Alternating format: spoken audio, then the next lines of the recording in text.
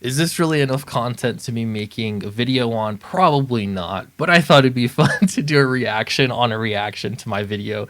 This is to you, Boi Zack.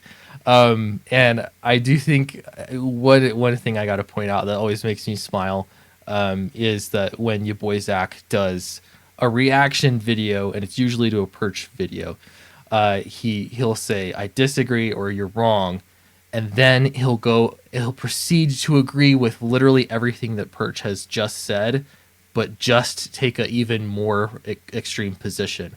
And so when he said I was wrong on this video, I was waiting for the other shoe to drop, and it did. I'm not a small fish in a big pond. I am a minnow in an ocean. So, okay. All right.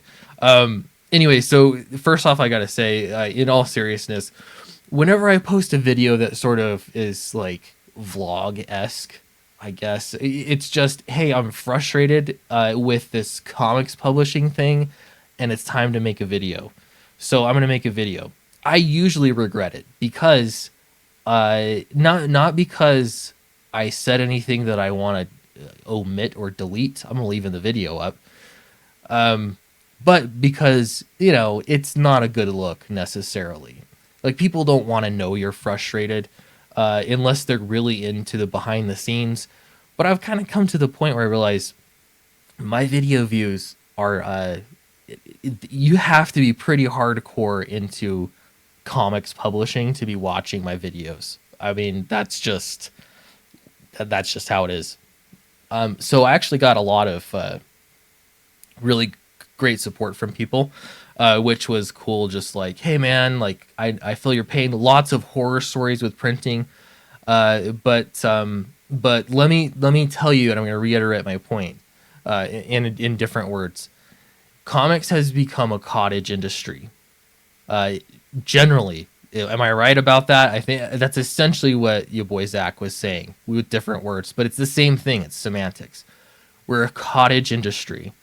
In indie comics, you are a one man with one book much of the time. Sometimes you're putting out a couple books a year, or maybe you're launching several campaigns a year, but you're still only publishing, one or two books a year, perhaps, So if you're doing that, you as a cottage industry going to a large printing company are a small fish in a big pond. Marvel and DC are not necessarily those big names either.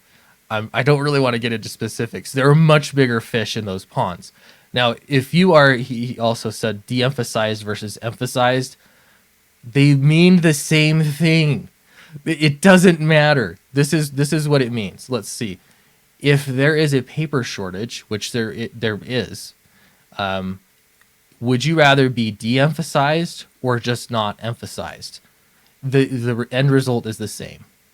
It means you don't get paper. It means the people that are putting in the $500,000 and $1 million orders for printing companies, they get the paper.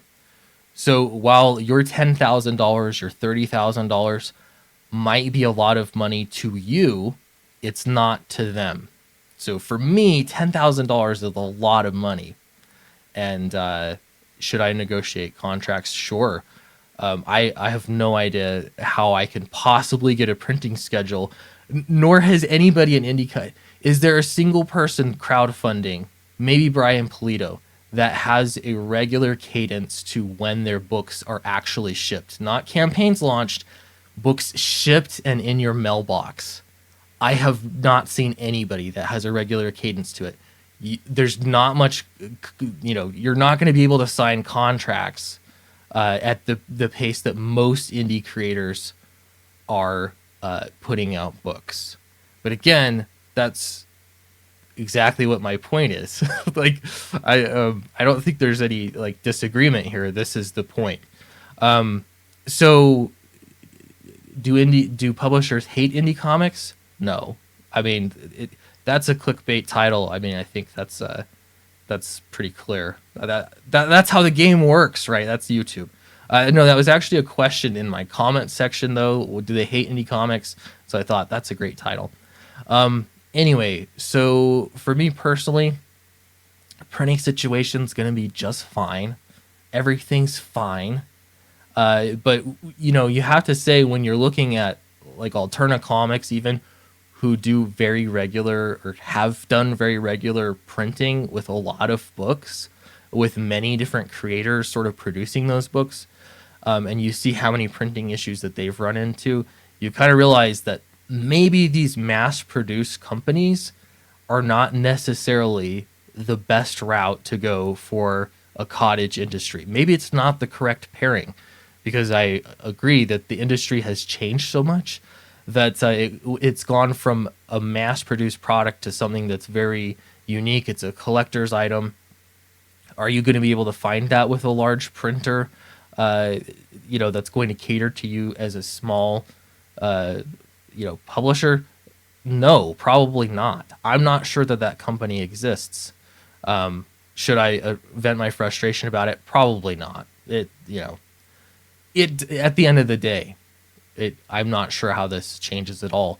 I have seen a few people get into doing their own printing, like buying legit like a printing press. Like if I bought an offset printer, you'd still need a bit of space, though they're actually a lot smaller than they used to be. I went in and had a tour of another printer here that did offset printing, and anyway, they're smaller. But if you were a printer, what incentives do you have to cater to comic books when you know that you could turn around and run one of these, like literally anything else in print? You could print out so much of it and make more money. So why would you cater to comics? Anyway, so reaction to reaction, I need the content. That's what it comes down to. Anyway, like, subscribe. Really appreciate you all for watching. I'll probably get a few more eyeballs because of it. And truly, I do appreciate Comics Matter with you, Boi Zack. I love his videos. Yeah, I love the discussion too on something healthy like printing. So thanks everybody, and I'll see you in the next video.